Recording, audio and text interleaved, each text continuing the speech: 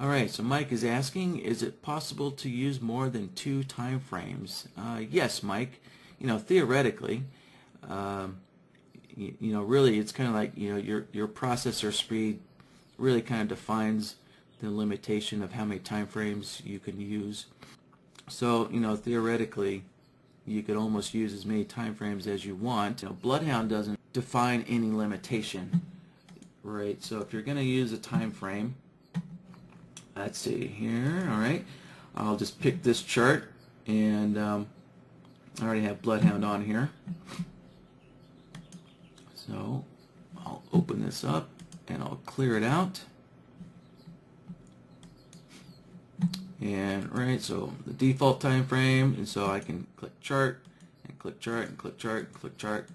Keep on going and going.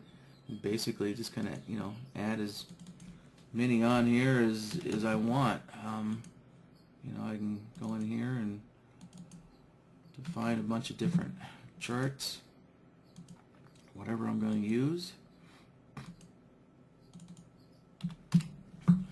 and so forth. And so, Mike, just keep in mind, this is something that the new NinjaTrader has to learn eventually once they start getting really advanced and working with multiple time frames, is that time-based bars such as 15 minutes versus volume bars or range bars, which are no longer, especially something like a range bar or a Renko bar, right? They're not based on time, and so therefore they don't synchronize. And so when they don't synchronize, that really kind of runs into issues when you're back testing, and and when you're running a system live as well, because the way NinjaTrader typically works is bars have to synchronize. In other words, they kind of have to close at the same time or relatively at the same time, right? So in order to read the current bar of, say, like this 20 Renko chart, the 20 Renko chart has to technically close like a millisecond before your default time frame closes.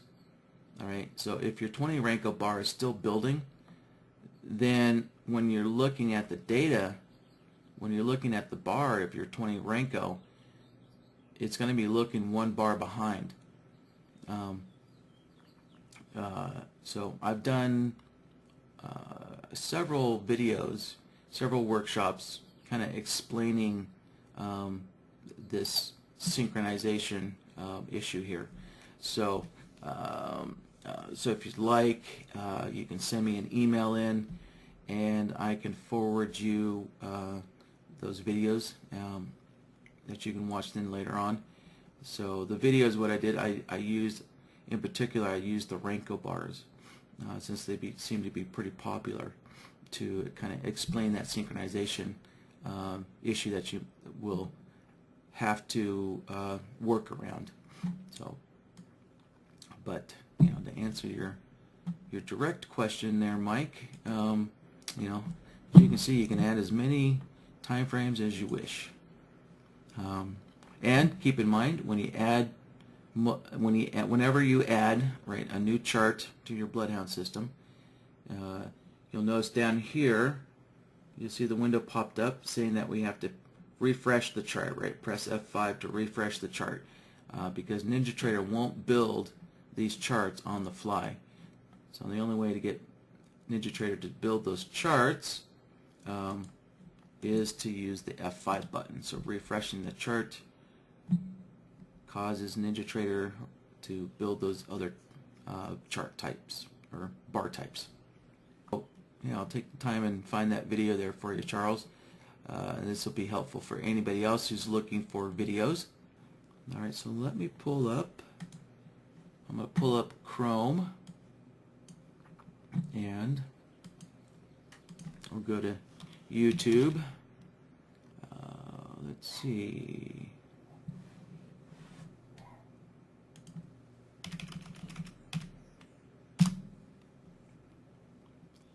Alright, so at YouTube, you start off your search by typing in bloodhound and then workshop.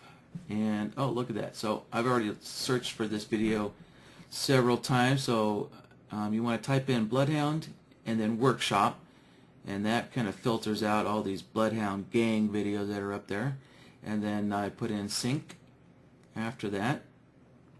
And so here you go. You can see there's a couple of these top videos here are about synchronizing. Let's see. I think this first one here. Let's see. No, that's the Ranko. Let's see. Maybe I should type the whole word in there.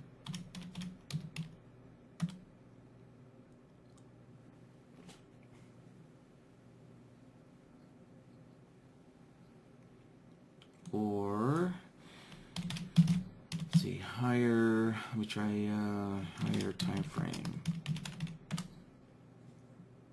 There we go. There it is. So I should have typed in the whole word there, synchronizing, and then HTF for higher time frame Ranko charts.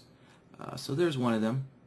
This video here, Charles, is definitely this workshop's really dedicated to synchronizing Ranko charts and working with a higher time frame. And I've also mentioned, this not quite as in detail, but in some of these other videos, I kind of went over synchronizing different time frames as well, just kind of in brief. So, all right, William is asking, when you have multiple time frames, can you see the bloodhound indicator lines on the chart? Let's see, time frames other than the default time frame. Yes, you can. So you can, but it once again, William, it depends on how on if it depends whether the bars synchronize. So there seems to be quite a few questions regarding this. So how about if I go ahead and give some examples? I'll set up a couple charts here and we'll go over this. And let's see, I'll switch over to a range chart, something that everybody should have. And let's just say I want to use a 12 range. I'll make these range charts really different. And so, all right, so we have a 5 range and a 12 range. And let's see, I need to create something to kind of illustrate the differences here. So I have an indicator here that just kind of generates signals for testing. So I'll throw that on the chart.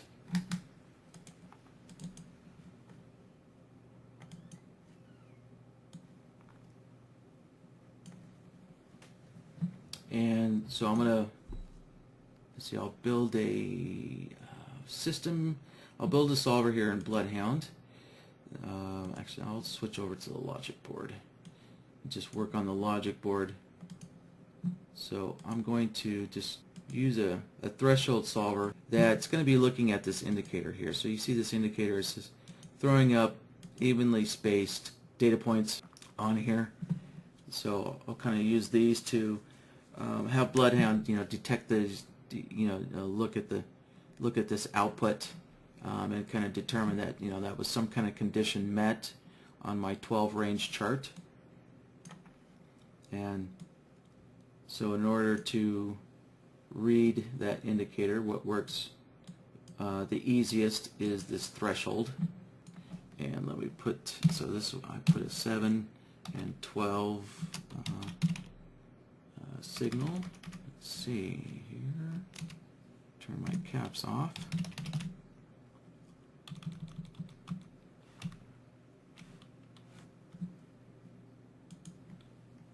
right, let me switch over my indicator. We're using that test signal generator, and I had it set to 7 and 12, and so for the long plot, right, the green plot is the long plot. I want a long output from BloodHound, and I'll use the red plot, which is the short plot, and I'll generate a short output from BloodHound. And the next thing I need to do is I need to set my outputs. See, remember, by default they're all set to 0 for the threshold solver. So I will set my outputs. Right, so I can, as I look at this indicator, right, this long plot here gives me a positive 1. So my long outputs, if we're at A or greater, right, A is 0, so for at 0 or greater, I want a long output from BloodHound, and we can see that when the indicator gives me a positive 1, right, that's greater than 1, so BloodHound is giving me a long output when that indicator is at A, which is equals 0 right now or greater, and the indicator, right, on its short plot, it gives me a -1. So for my short output in BloodHound, I can use this at E or less. So for at 0 or less, then I'll generate an output there. So we can see the BloodHound's matching this indicator here. All right, and let's see, I need to provide a name. So let me put today's date and name this template here.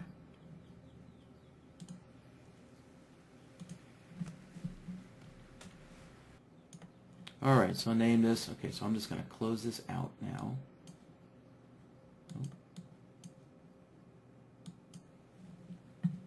And let me set my crosshairs to global. Alright, there we go. Global crosshairs, good. Now, for BloodHound here, I'm going to actually, first of all, I'm going to change the name on this template. I'm meant to add a higher time frame name to this BloodHound template. So let me do that. All right. Now I'll close this up. All right. Now on the 5 range chart, I'm going to load up. Yeah, the first one that I made. Alright, and so I already have the solver made for me, which makes it handy. So now I'm going to add a chart, and I will switch this over to the 12 range chart, and I'm going to take this solver and move it down onto the 12 range chart like so, and close that out, and keep in mind I need to refresh my chart. And so we can see the effect going on here. So when you're looking up to a higher time frame, you can see that quite often it does work good, right? So we can see that all of these bars here, let me draw a little rectangle.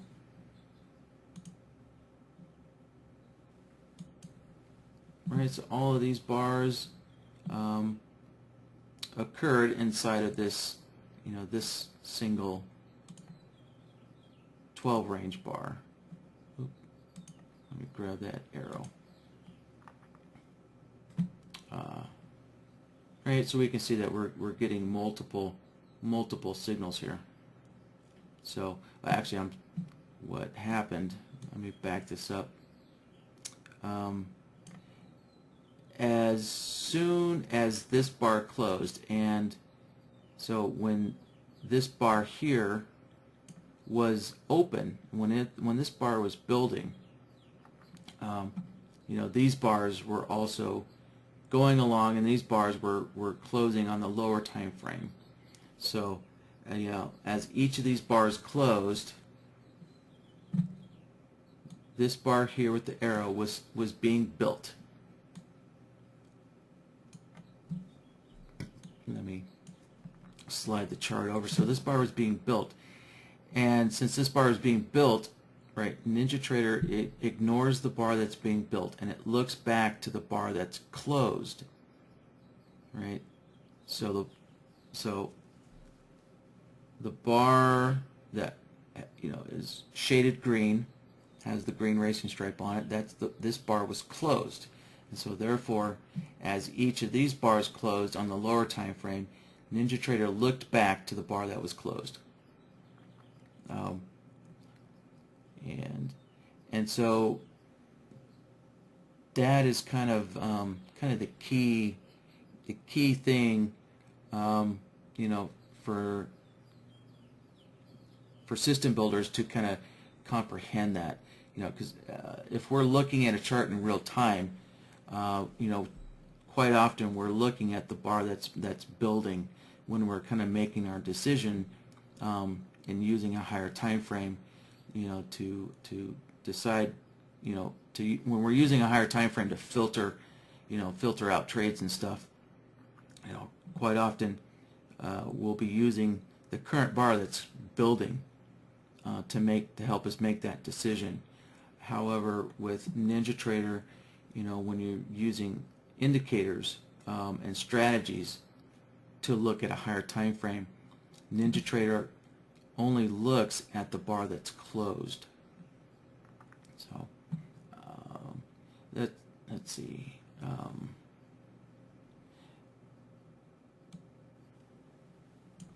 So let me see if I can kind of create some examples where some signals might actually get missed. So let's see. Yeah, actually, let me kind of show another demonstration here. Give you another example. So if you look at where my crosshairs are on the lower time frame chart. So as I move them back and forth this whole period, you'll notice that on the higher time frame chart, you see how my crosshairs are still on that up bar with the green arrow on it, and as soon as I go on the lower time frame chart now, where my crosshair actually is, as soon as I move my cursor to the left one bar, now look at where my cursor is on the 12 range chart. You'll see now my cursor is actually on the bar that has the green racing stripe. Right, so that on the 12 range chart, the bar that had the green racing stripe had to close before NinjaTrader would read its data and then give that data to BloodHound. So on the 5 range chart, as soon as I move my cursor one bar to the right, now you see how the cursor on the 12 range chart has now moved over to the right as well. So just keep in mind that is how NinjaTrader is synchronizing different time frame charts. And so I think I'll have to, I think I'll have to probably use a different bar type to try and illustrate some examples of when NinjaTrader BloodHound through NinjaTrader, right, will kind of could miss signals from a different chart or miss conditions. So let's see. I'm just kind of scanning through the 5 range chart slowly. to see if there's any signals on the 12 range chart that are missed. Yeah, it doesn't look like it. Oh, okay, yeah, here. I just thought of probably something that's pretty classic that might be difficult to do. So I'm going to switch over to the Pro Ranko, and let's see, brick size of, let's do a brick size of 12 and a new trending bar of 3.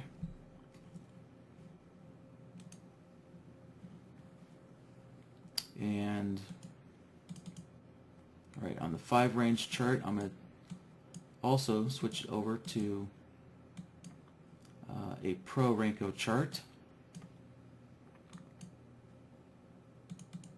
And yeah, let's see, let's use a 5, yeah, a 5 brick, and how about a 1 on the new trending bar.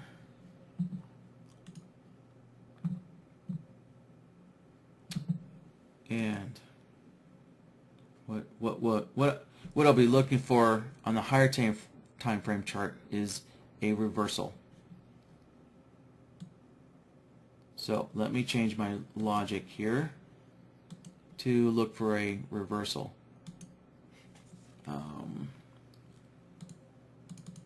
So I'm just going to rename the logic template there.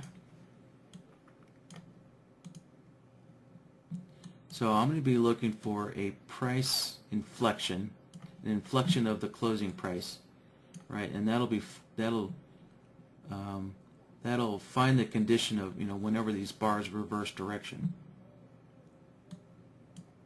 So, and to do that, all I need to do is change the indicator type to, I can just change it to the closing price. Pretty simple to do. And let me name my solver appropriately. So I'm looking at the close price. I'm looking at the inflection of it.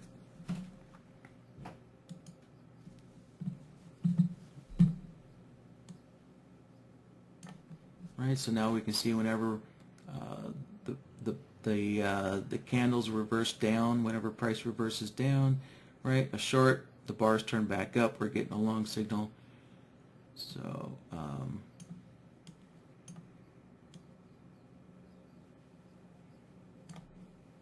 right, so now let's see if this kind of demonstrates what I'm trying to talk about, to see if any of these reversal signals are missed on the lower time frame chart.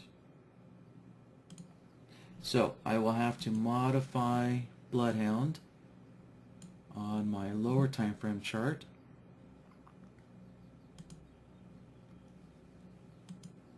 So what I'm going to do is I'm going to add the same, I'm going to build the same inflection solver, right, in this BloodHound file. So to put the inflection solver on the 12 range chart, actually I need to change my chart as well. I'm just going to click on that and click the add button, and you can see the solver gets dumped right into the chart that I wanted. So let me change the name, and we'll switch this over to the closing price, like so. And now I need to go over and change my chart type. So let's switch this over to the Pro Ranko, and we have the 12 and 3. So 12 and 3.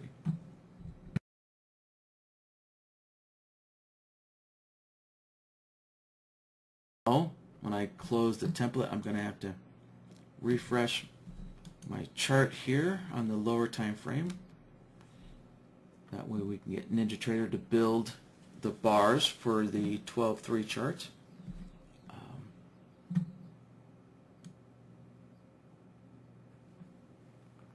And one more thing I need to do. So if you notice, if you look at BloodHound's output, right, so we can see there's an output here. But if you look at the output, it's only set to 0.5, and that's because I have two solvers on the solver tab, and what I would need to do is I would need to turn off this solver here, and now you can see that I'm now getting signals. Or I could just start using a logic board or a logic template.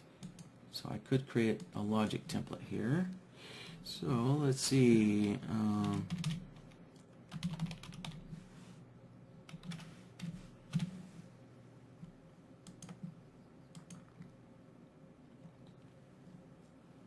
And then I can drop the existing solvers on here. So you'll notice that when I go to my existing solvers, it's going to show me all the multiple time frames that I've created. So I'm going to grab the solvers from the higher time frame and drop them on here.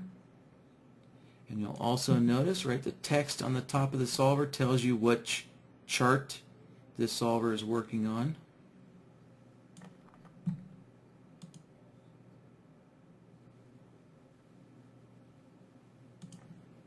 So I'll just add both of those there. All right, I'll connect up the inflection solver.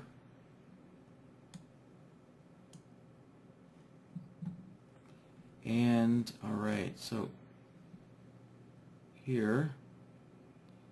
here's where you're gonna, we can see that it looks like we're really getting some weird results.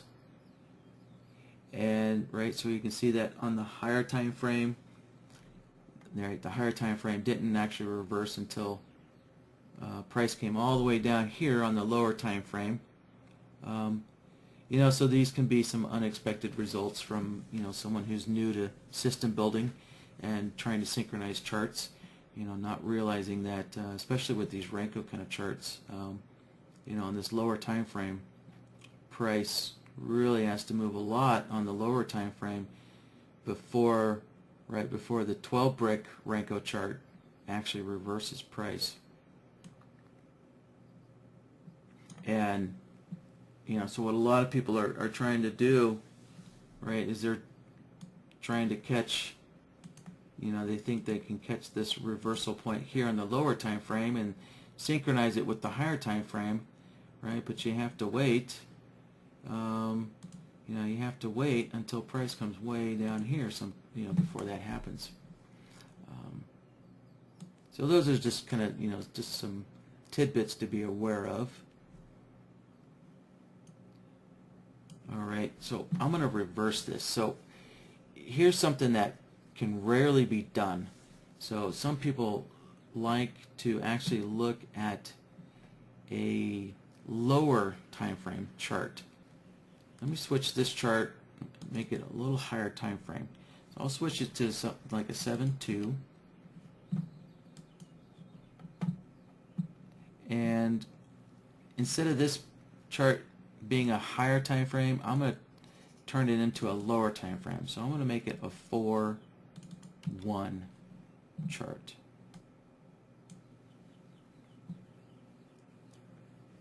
So I'm looking at these reversals of the 4-1 chart. And let me shrink the chart up a little bit here. There.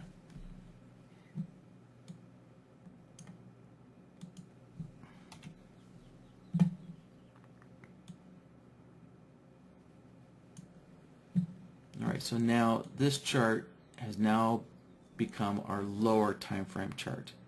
And this is really where things really get kind of wacky. So what I need to do is I need to change BloodHound here. I need to go in and change my chart settings.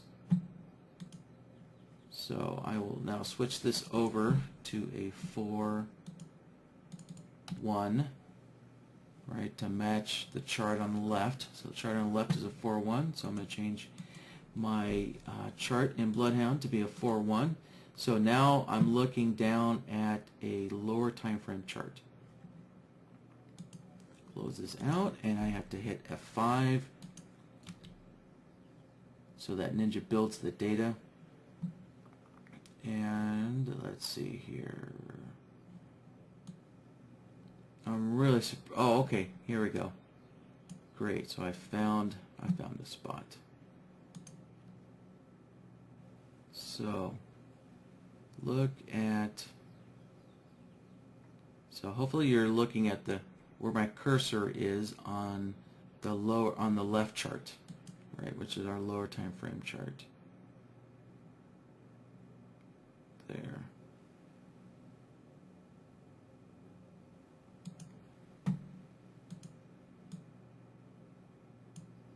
All right, so we can see on the left chart, see how we missed those two reversals on the left chart, and we can see that on the right chart, which is a higher time frame, those reversals basically took place inside this wick, and they didn't synchronize. So yeah, so this bar here with the wick, let me put an arrow on it,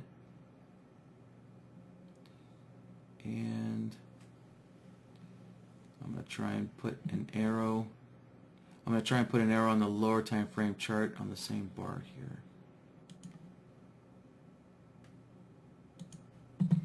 And how about if I scale this out a little bit?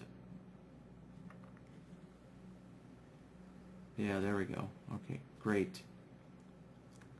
So if we're looking at the right chart, where my cursor is on the right chart, right, we can see where the green arrow is, and you can see where it lines up on the left chart.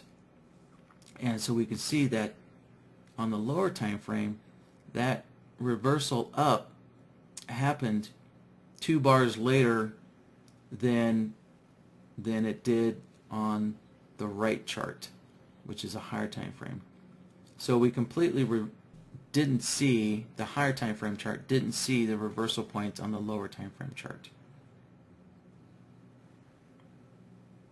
So when you're building your systems, you always want to have BloodHound running on the lowest time frame that you use in your system, right? So some people, and I've got questions before where some people actually use 3 time frames in their system, and they like to put, I'll just try and make some rough illustrations here. So they like to use 3 different time frames, and I'll use different size boxes to represent that. Alright, so the bigger box is going to be the higher time frame, alright, medium time frame, and then this will be the lower time frame. And you know, I get questions quite often where people like to use the middle time frame to trade off of. So they like to put BloodHound on the middle time frame. And you know, so this what I've just demonstrated to you right now kind of shows the issues of when you're working on this middle time frame and you're trying to look over to this lower time frame, right? You could miss conditions that are happening, right? So we miss these reversal conditions that happened on the lower time frame chart. So the best way, you know, so if you're using multiple time frames, the best way to use multiple time frames is to put BloodHound on the lowest time frame that you're using, and then you can always look up to higher time frames. Much better. Now let me show, let's see, how about if I'll give a little demonstration of different types of charts. So the Pro Renko, right, Renko charts are based off of price movement. So let me switch this back to a 12.3. So Renko charts, you know, have nothing to do with time anymore. They're just purely using price movement. And well, let me try changing this chart to something more standard. There we go. I'll just use a let's see, how about a 12 range? Use a 12 range there, and I'll create a 12 range in BloodHound.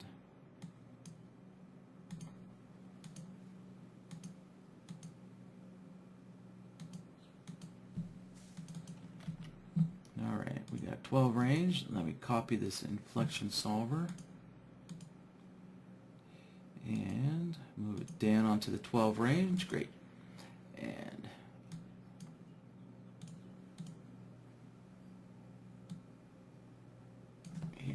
I'll name this template appropriately. So range, 12 range. Put the correct solver on here. Alright, go down to the 12 range chart now. Put this solver on there.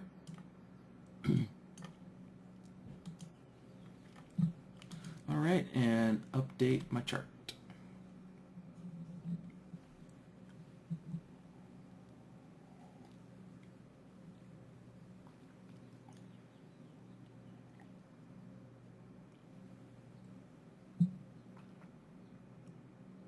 So what I'm trying to illustrate is when you have like a time-based chart versus a non-time-based chart, you definitely there's definitely lots of periods when those charts don't synchronize up, and so any kind of condition that might be signaled right on like this 12 range chart won't show up on a minute chart.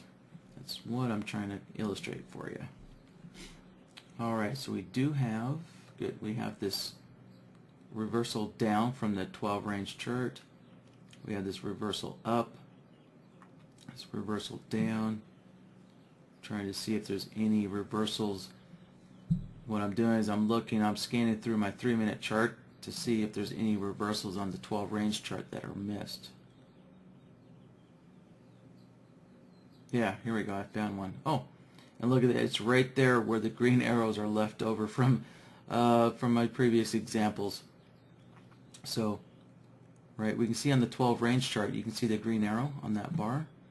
Let me move this just below that bar.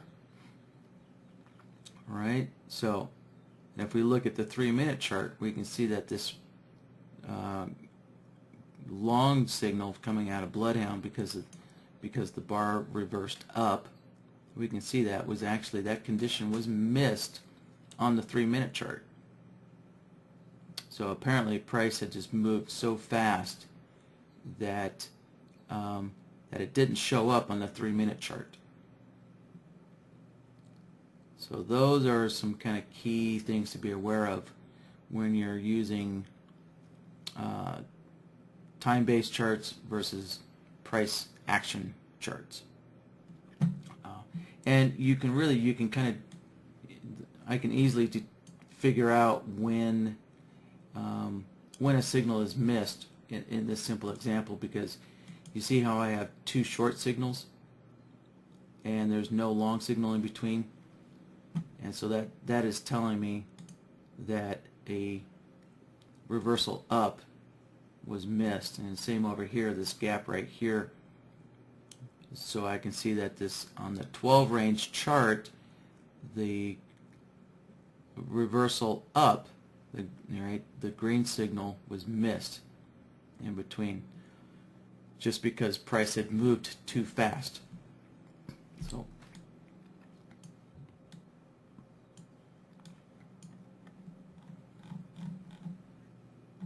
and yeah, even right here, so on this 3-minute chart I can see I got 2 long signals and there was no short signal in between.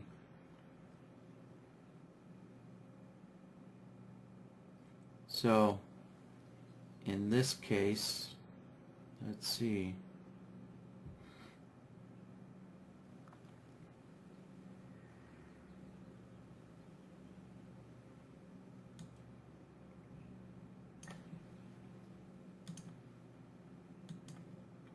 Yeah, so all in here we're missing a short signal. I think it's this candle right here is what's not showing up on the 3-minute chart. There.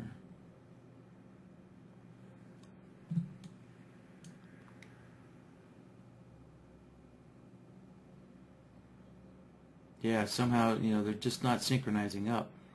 And so somewhere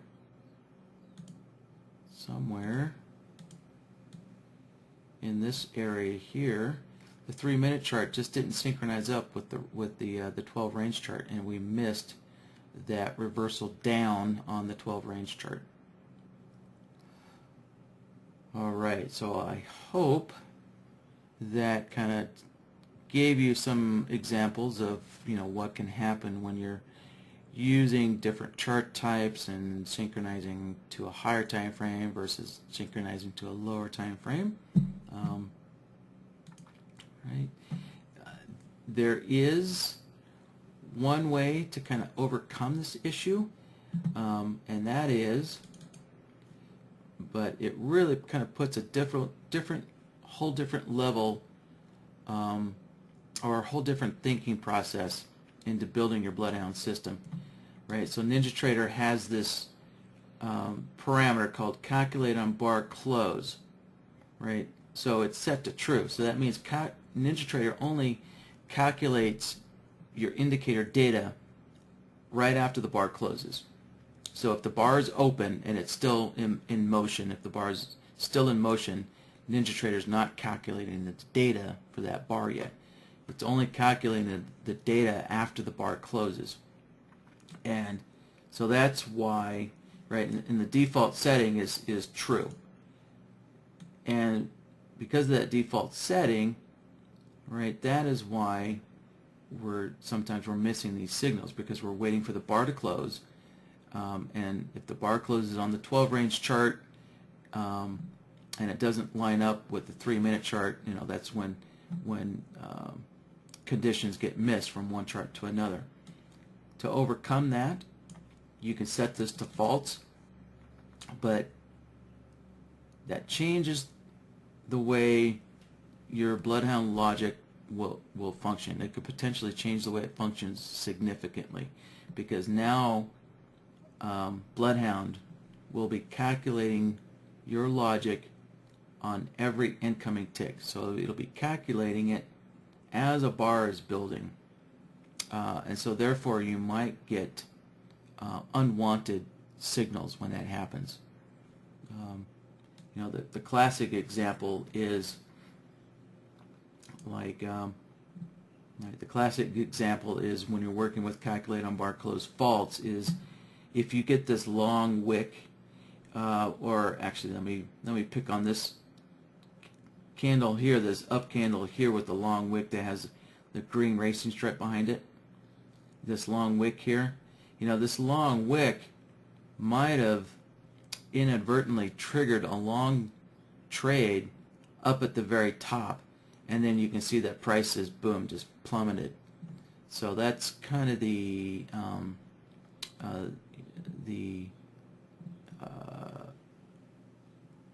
offset, or that's kind of the other issue that you have to be aware of when you're working with calculate on bar close equaling false. Is you have to be aware that if you're not waiting for the bar to close, you could get conditions could get met way at the top part of the wick, and you could get put into a long trade way up at top, and then you find out the bar closes way down below and price tanks on you, right? So that's kind of the offset of working with calculate on bar close set to false, right? Typically you'll get into trades much sooner, so you could get a better price entry, but also at the same time you're more likely to get a false signal, or a false trade put in. So there's always that trade-off. That's the word I was trying to look for, was, right, there's a trade-off when you're working with calculate on bar close false. Yeah. All right. Let's see. So, William also has some other comments in here. So he's saying, so for example, the 15-minute and 30-minute where the default, is the 30-minute chart. How do you see the 15-minute chart? Okay, yeah, so I did kind of show, the complications in looking down to a lower time frame. So let me switch this over to a 30-minute chart, and we'll switch this over to a 15-minute chart. And what I'll have to do next is I'll need to build a 15-minute chart in BloodHound, and we can take a look at these, these simple price reversal signals and see if we miss any. All right.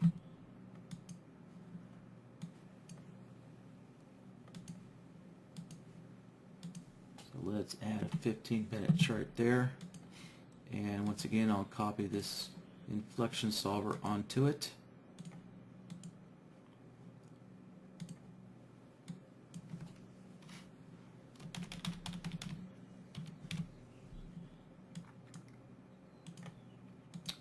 And go grab my 15-minute solver here.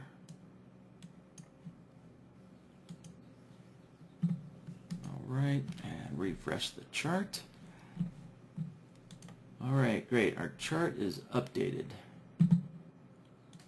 So, with this simple price reversal condition that we're looking for, I'm just going to scan through the 30-minute chart and see if I get, 2 short signals in a row or 2 long signals in a row, and that'll tell me that we missed a reversal on the 15-minute chart. And because these charts are exactly so the 15-minute chart is exactly half of the 30-minute chart, I don't think we're actually going to miss any signals since they do divide into each other exactly. So there shouldn't be any issues with missed signals in this case.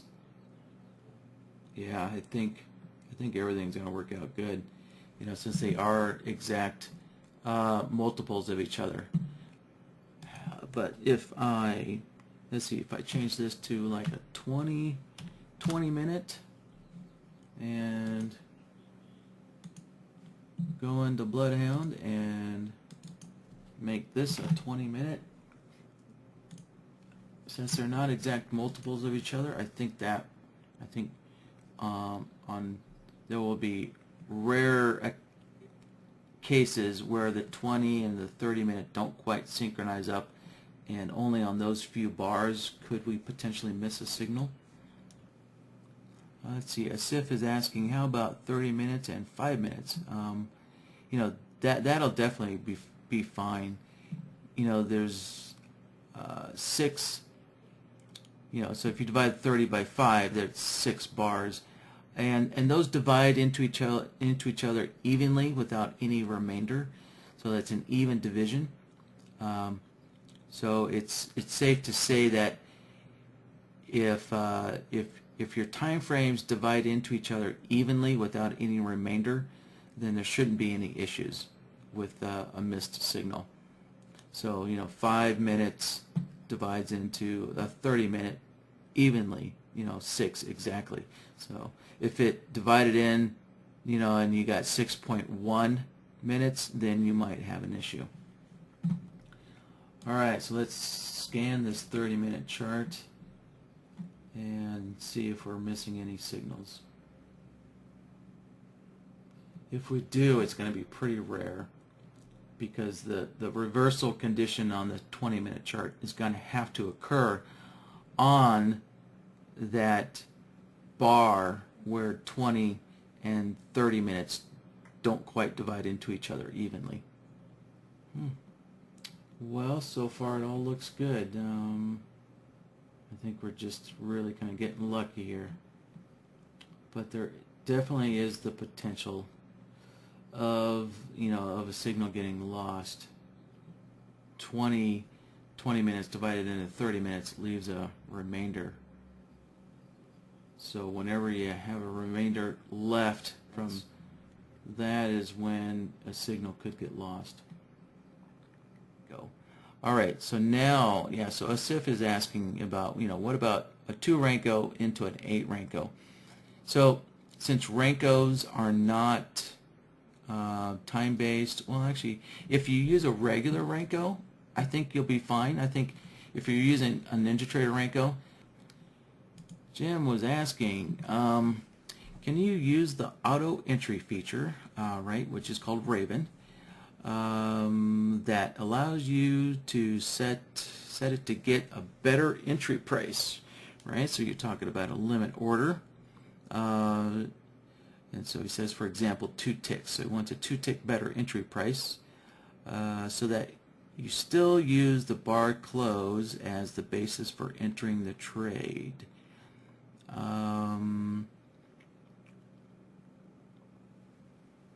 All right, Jim, I think I'm understanding your question here.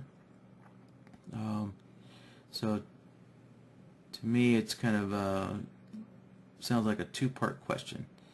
So the first part, I'll kind of cover the limit order entries for a 2 tick better fill, and then the second part here, I think. So the last part of your question, Jim, we were asking, so you still use the bar close as the basis for entering the trade. So that is kind of the default setting. So the default setting for NinjaTrader is to use the bar close before you calculate your entry condition. So let me, I'll throw Raven on this 8 Renko chart here. All right, so I'm going to open up my strategies window and go find Raven, right? Add Raven down here, and I'll load up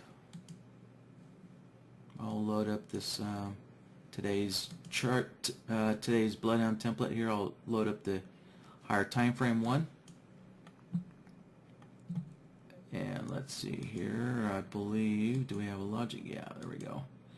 So I'll use this test logic template, and so we have the closing price inflection solver set up, and I'll go and set this to I'll lock it in to our logic template. So if I leave this at none, then what that allows me to do is I can use this pull down menu to then determine which logic template I actually want to take trades off of. But in this case, I'll just lock it in here since we only have one. So Jim, the first thing is the use of limit orders. All right, if you don't see this parameter in your version of Raven, then that means you need to upgrade. So you need to upgrade your BloodHound.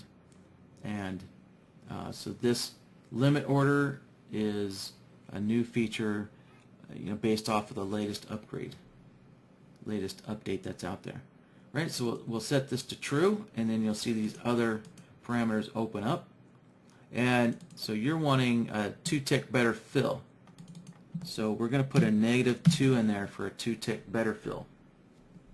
So that means price will have to pull back. We'll have to pull back 2 ticks in order to fill you. And then of course with a limit order, when you place a limit order, it could hang out there forever. So you have to kind of put some kind of limitation on how many bars your limit order is good for. So we just kind of put a default of 5 bars. Eventually, you're going to want to cancel that limit order. You don't want to just leave it out there forever. However, for some strange reason, if you do want to leave it hanging out there forever, if you come down here and read the help menu down here, you'll see that if you put a excuse me, a -1, that a -1 will actually leave your limit order hanging out there forever, and until you manually cancel it, or until Raven essentially reverses trades on you, until Raven, might cancel your buy order and put a sell order in there instead. So I don't know, I'll just leave this, I'll just set this to 2, and so this last part of your question, Jim, here says, so you still use the bar close as the basis for entering the trade. Not quite sure what you're referring to there, so I'll kind of give you 2 answers on that part. And let's see, Jim also wrote a comment in here. Let me read this real quick. Okay, great. Thank you, Jim. So Jim did confirm. So he's talking about he wants to wait until the bar closes to confirm a suspected direction. Correct, yeah. So that is the default setting that NinjaTrader uses. So NinjaTrader defaults all of its strategies and indicators to wait until the bar closes. So really you don't have to do anything about that. And so once again, you'll see in the strategy, there's also this calculate on bar close, right? And it's set to true. So that means Raven is not going to, Raven will only calculate your conditions after the bar closes, right? As soon as the bar closes, Raven will then calculate your trade condition. So, and this defaults to true. So so it's doing what you're wanting there, Jim. So you can just leave that to true. So then the next step is to turn your strategy on, right? It's always set to false by default, so you don't have to always remember to set this to true to turn it on. And also keep in mind, if we want to back test this, we need to set the back test to true, right? And of course you can set a single profit target and a single stop loss. If you want to use multiple targets and multiple stop losses, you can change the change this default over to ATM, and then you can type in your ATM that your custom ATM that you've made. So, all right, I'll just put in, let's see, we're using an 8 rank go. So how about if I do a simple 2-to-1 stop loss and just turn it on. And you'll notice that I have what appears to be 2 bloodhounds on the chart, and essentially that's kind of correct. However, one bloodhound is added to the chart as an indicator. The other bloodhound is added to the chart as a strategy, so that way we could visually see the signals from bloodhound.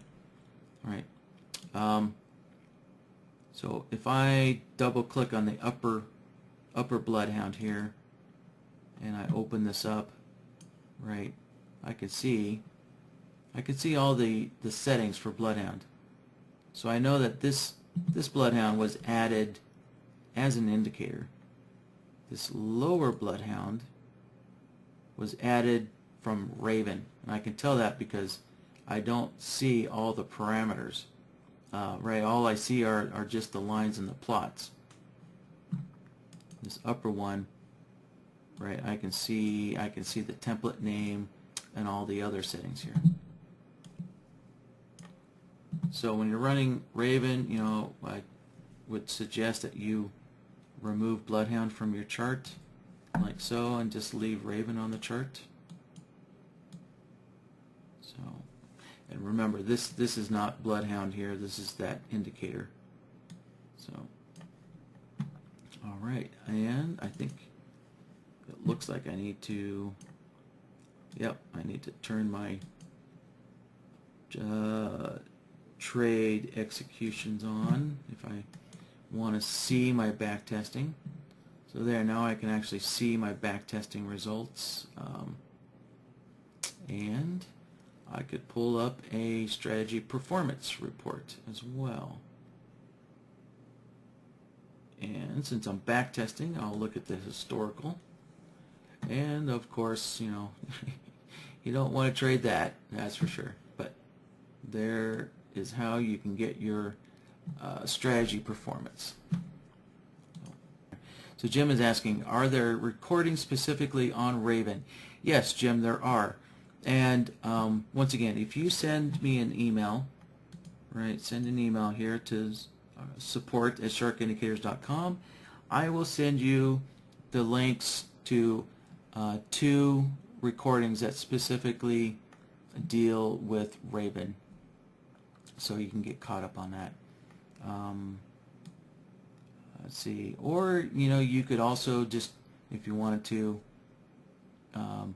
pull up YouTube in your web browser and just do a search for BloodHound Workshop Raven, right, and that'll pull up all these Raven, all the workshops where I kind of talked about Raven. Alright, so Sanjay wants to know how to set up a stop loss and a profit target. Yeah, so I already have Raven on the chart here. So I'm going to open up my strategy window. Here we go. And you can see I already have Raven added down here. So if I want to add a stop loss, oh, actually I already did add a stop loss here of 9 ticks. All right. So let me, you notice how this is all grayed out, right? So NinjaTrader doesn't want you modifying your strategy once it's running. So all this stuff is disabled while it's enabled. So if we want to change anything, we have to disable the strategy first, set defaults, hit apply, and now you'll see all the text is now, we can now go in and change it. So adding a profit target and a stop loss, pretty simple here. So I have the manage trades using default. It's set to default right now, and so therefore I can just use this profit target and stop loss, and there's even a trailing stop loss as well. I could set that to true, and Raven will trail your stop loss by whatever your stop loss amount is. And so here's kind of one key difference about Raven versus using an ATM that you may be familiar with. Right? So an ATM is working in real time. It's working on a tick-by-tick basis. Whereas a strategy, right, any of these strategies, they're bound by this calculate on bar close. So since normally you're running this with true, what that means is your trailing stop only updates after the bar closes. So a trailing stop inside of a strategy doesn't update in real time if this is set to true. All right, so when this is set to true, your trailing stop updates after the bar closes. So just something to be aware of. And that is explained in the documentation for Raven. So also for Jim and Sanjay, there is a documentation page for Raven. It's pretty extensive.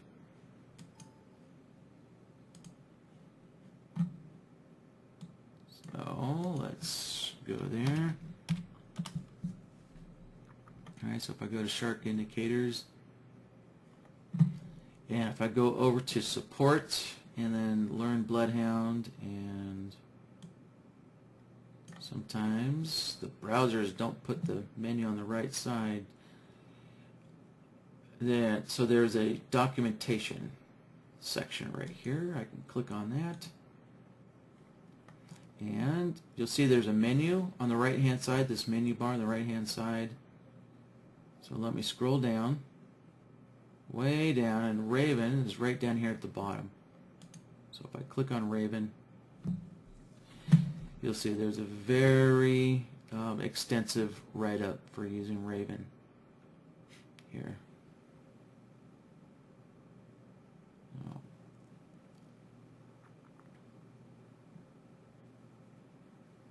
Alright, so in this section right here, the manage trades using, right, you have the option of using a default or the ATM, right? So there's different instructions for those two.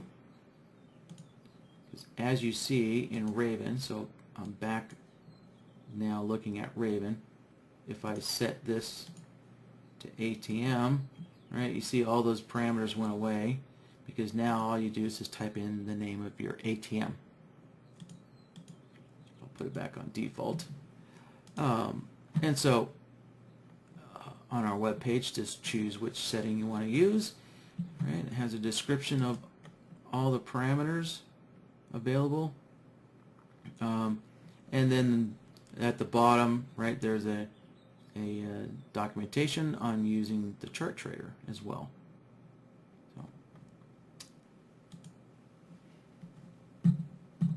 Alright, so Sanjay, I hope that addresses that question. And, alright, so we have another question from Sanjay. How does your Raven output show 1 and -1? And let's see, mine is bars at different levels between those levels of 1 and -1. For example, I get Raven indicator at all bars. Let's see, some at 0.27, some at 0.56. Oh, okay. I think I know what you're talking about there, Sanjay. So probably what's going on. All right. I need to remove Raven completely. To clear it out, oops, remove it. Yeah. So to illustrate, I think what's happening there on your end, Sanjay, I had to clear Raven out, and I will start from scratch. And let's see. This time I'm going to load up a BloodHound file that's a little more complex. Let's see, how about if I load up one from last week? Let's see. Yeah, this has a whole bunch of different CCI stuff on it. Alright, I think that'll work well. I'm going to click OK. And I'll leave my entry logic at none. Let's see, I'll turn backtest mode on. Let me just set a simple target and stop. Next step, I'll turn it on. Right, so this is probably what you're seeing here, Sanjay. So you can see my BloodHound, or the output from BloodHound here is, right, it's not nice and clean. And that's because, look, if we look at my pull down menu, see my pull down menu is left on no logic selected. So if I go here and if I go and pick a logic, so let me pick like this CCI 0 entry logic, and so now Raven, or I should correctly really BloodHound, is now showing me the trade signals from this logic template that I've selected. Right, and if I go in here and select my other entry, the CCI 100 entry, then Raven will show me a different set of BloodHound signals. All right, if I want to look at the exits, right, this BloodHound file also includes these exit signals. If I want to look at those, then I can switch it over and it's going to show me those. Now, keep in mind, This is very important. So Raven, the way I had set Raven up, I had left my entry logic on none. So with this left at none, whichever logic I choose, that's the one that Raven will trade, right? So keep that in mind. So with this set to none, if I decide to click on the exit logic, Raven's going to start trading that exit logic. So it'll use the wrong logic to start trading with. So just be aware of that. All right, so so if you have that entry logic left at none, you don't want to start messing around with this. You want to leave it on whichever set of logic that you want Raven to trade, because if you change it, Raven will start trading whatever you have this set to. So this feature allows you to change your trading style on the fly, right? So you can create multiple sets of logic templates, right, which have different trading styles, and you can switch between them on the fly, right? So if you see the market, behaving a certain way, you can change your trading style on the fly just by selecting, the logic template that you want Raven to trade. So just keep that in mind, because if you do have an exit logic, if I click on that, well, now Raven's going to start trading that.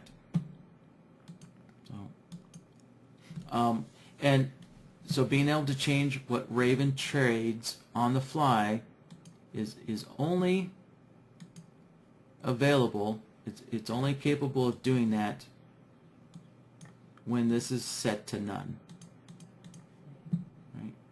So if I go in here, let me turn my strategy off. If I go in here and I can lock Raven to the CCI 0 entry, I can lock it to that.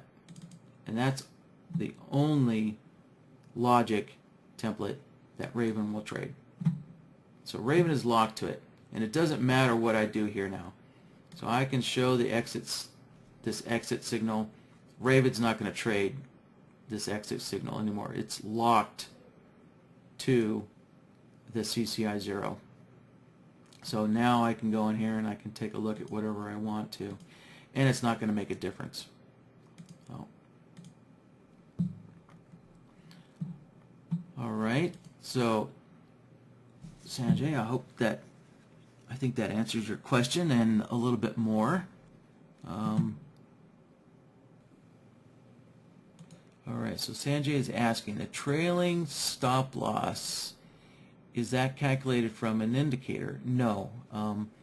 So no, the trailing stop loss is just, it's a very simple trailing stop loss. This trailing stop loss, let me turn this off. Trailing stop loss is just a simple stop loss based, it's going to trail, so it's going to trail whatever the stop loss is set to. So the stop loss is set to 10 ticks, and so the trailing stop loss is going to trail by 10 ticks. So Jim is asking, does Raven do its work outside of Ninja's ATM? Yes, it does. When this is set, when managed trades is set to default, Raven does not use an ATM. The only way to use an ATM let me rephrase that. The way that you can have Raven fire off an ATM is to set this to ATM. So keep in mind, what's technically happening is that your strategy, so being Raven, fires off your ATM.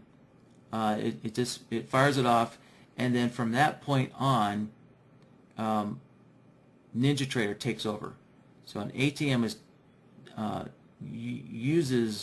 totally controlled by NinjaTrader. So once Raven submits your ATM out there, NinjaTrader takes over from there, and basically controls the logic that's inside of your ATM. So Raven no longer, Raven will not change your profit targets or your stop losses or anything. It won't affect any of your ATM, how your ATM performs. Basically, Raven just lets go at that point. However, if you do have an exit logic set, and so for example, with the CCI example, if I'm using this exit signal here, right? So if this exit condition occurs, Raven will go in and cancel your ATM if it's still open.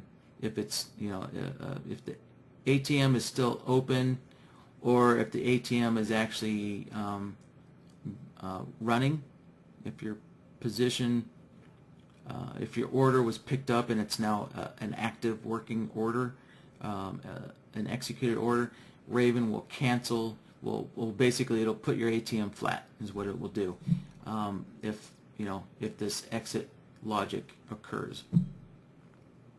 So, or if your entry signals, if you get a reversal in your entry signals, then Raven will go in, right? So say your ATM is short and a long signal came in, right? Raven will cancel your ATM that's short. It'll cancel that all out and then place a long ATM in there for you.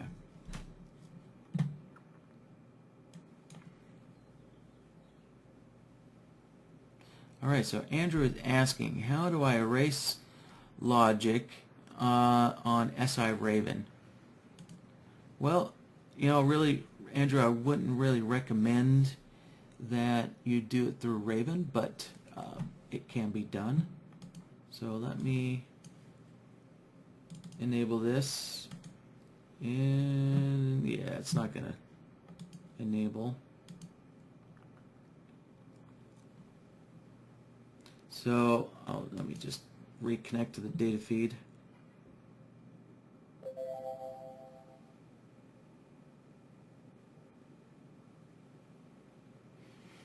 Alright, Jim, so as soon as Raven comes up here, I'll show you how you can delete logic, essentially that's what you're going to be doing, is erasing logic templates and deleting them permanently. So make sure that this is something you want to do. So let's see, let me go turn Raven on.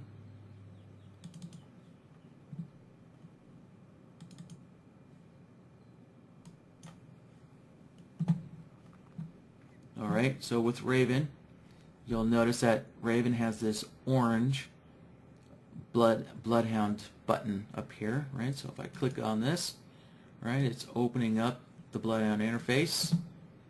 And if I go to the tab, so it's it's the same.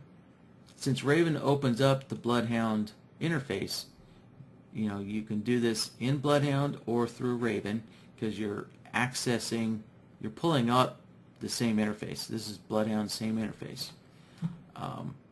And so let me make a copy of this one so I can make a copy of this. Alright, you can see I have 4 logic templates now.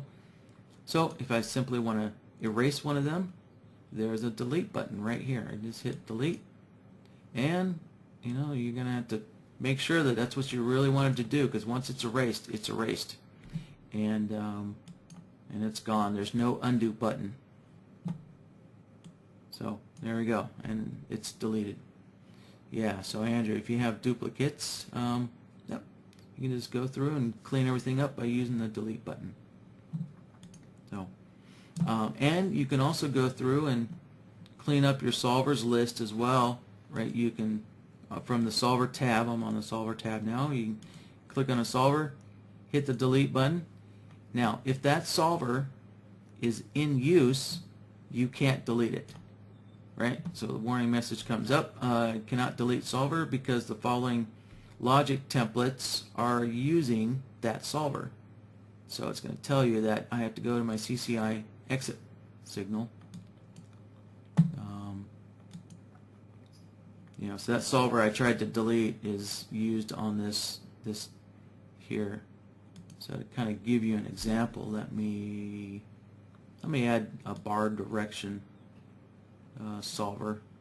Right, so I got this bar direction solver on here, and if I go back to my solver tab, right now it's showing up there.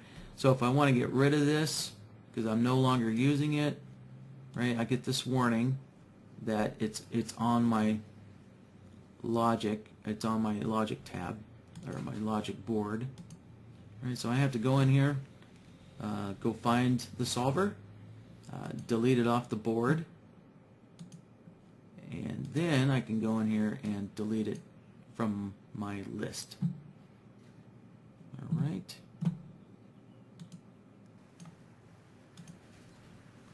All right, so let's see. Sanjay's got some more questions here. Zach, I want to know how to add a trailing stop loss from an indicator. Raven doesn't have the ability to use an indicator as a trailing stop, but you can use an indicator as a exit logic.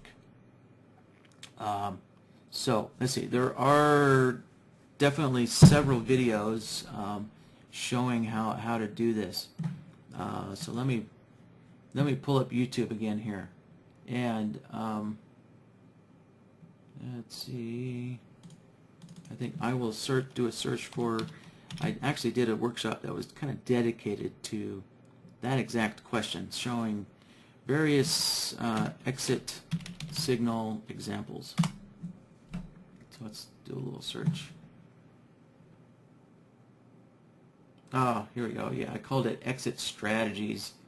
So here's the workshop, exit strategies.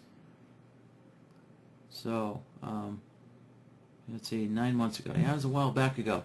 So and Sanjay, if you'd like a copy of this workshop, what you can do is just start watching it and get the date off of the intro. So you'll see the intro bumper has the date of this workshop. It should be coming up here pretty quick. And there we go. So I just need the date of this video, and just ask me for the BloodHound files for this date, and I'll email them back to you if that's what you'd like. All right. All right. Well, guys, I will wrap it up there.